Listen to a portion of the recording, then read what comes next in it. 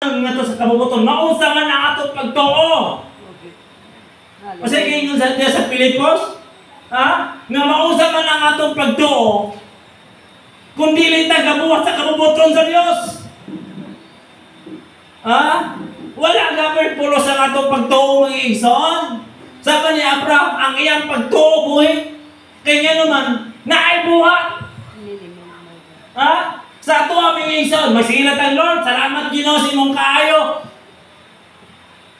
Ang Ginoo, sige hatag, Lord, salamat, pag ikaw pangayawan.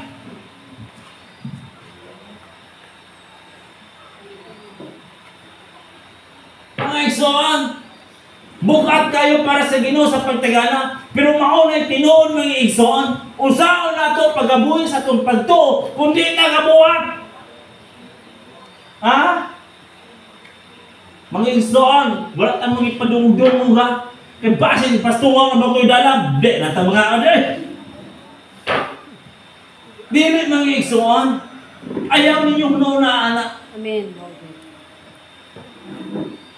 Ayaw ninyo na hununaan. Ang atong hununaon mga igsoon, nga nakatagana ta para sa Diyos. Amen. May yung karon, wala mong ko'y ako. Ayaw. Kaya ang Ginoo, listen mo po, mangayo ang Ginoo nga wala ka. No. Ang atong ipangayawan sa Ginoo, kabalo man ang Ginoo nga siya na. Mga igsoon, No.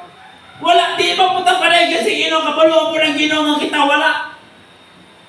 Listen po, pangayawan ta sa Ginoo niya, mangutang ta. Kaya panghumag pangutang, sige ta singlaon. Imo ng Ginoo, Lord. Sa imo, binapot ito gikon, Lord, ha? Gidapat. Kaya ko panalangin, Lord. Kasi ikapoy na ko, sige, paningin ane ko. Turko. Mga igsoon, dili mo ngayon ang Ginoo, mga igsoon, kung wala po ta.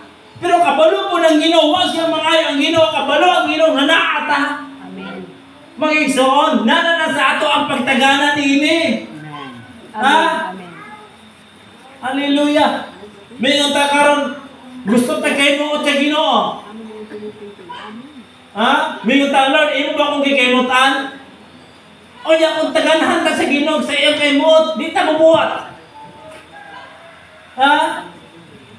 Usa tong gibasa niya sa Ikado Tesalonika, nga usaon na to.